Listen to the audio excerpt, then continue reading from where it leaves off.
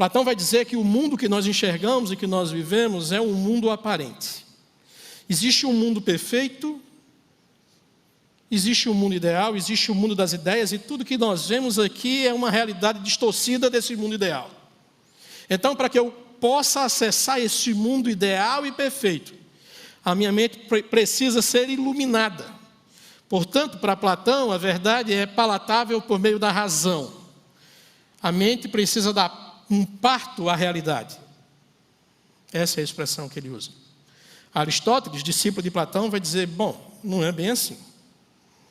A verdade é possível de ser alcançada, mas para que a mente possa ser iluminada, a verdade precisa se tornar real por meio das minhas sensações e experiências.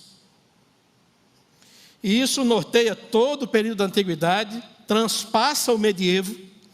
Embora você tenha a teologia católica dominando naquele período, a teologia católica medieval é profundamente influenciada pelas ideias de Platão e Aristóteles.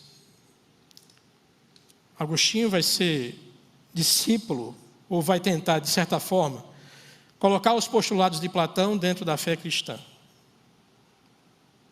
Já São Tomás de Aquino vai ser adepto do pensamento aristotélico, e isso ultrapassa um pouco mais.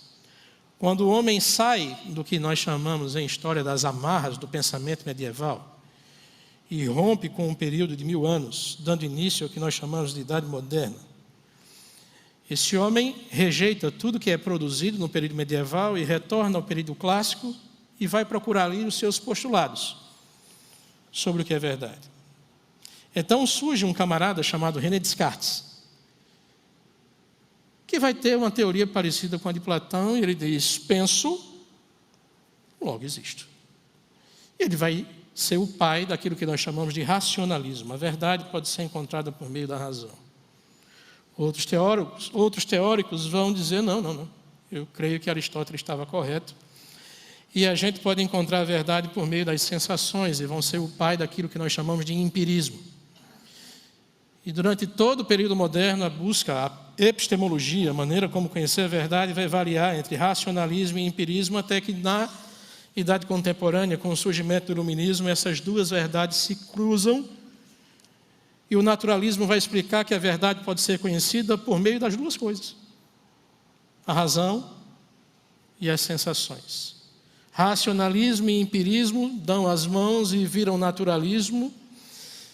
E isso traz um golpe profundo na crença sobre Deus, porque ao mesmo tempo que o homem tem a razão, ele é dono da razão, ele é sujeito da história, e ele não precisa mais de Deus. E com isso, tudo que está fora do campo natural e físico é rejeitado. Portanto, Deus é rejeitado, Jesus é rejeitado, a obra de expiação é rejeitada, a Bíblia, que fala de coisas sobrenaturais, é rejeitada. Não é à toa que no século XIX surge um camarada chamado Nietzsche e diz que Deus o quê? Deus está morto, Deus morreu. E nós temos um período de que agora não mais a teologia, mas a ciência é a dona da verdade. O tempo passa um pouco mais, e no início do século XX, a humanidade se constrange com o que a ciência realmente pode fazer. A quantidade de mortes produzida pelo avanço científico no campo bélico é desastroso. As bombas detonadas em Hiroshima e Nagasaki mostram o potencial do que a ciência pode fazer, e o mundo perplexo se pergunta, onde é que está a verdade? Em tese, a teologia medieval não conseguiu nos mostrar a verdade, em tese e empiricamente também. A ciência não consegue mais ser a detentora da verdade. Então, a partir da segunda metade do século XX até os nossos dias, surge uma filosofia chamada de pós-modernismo, onde não existe mais o quê? Verdade.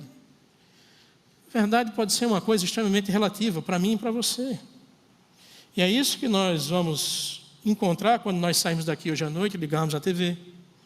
Você vai ver isso na série que você talvez goste de assistir. Os seus filhos estão vendo isso dentro da universidade. Você que está no campo acadêmico enfrenta isso todos os dias.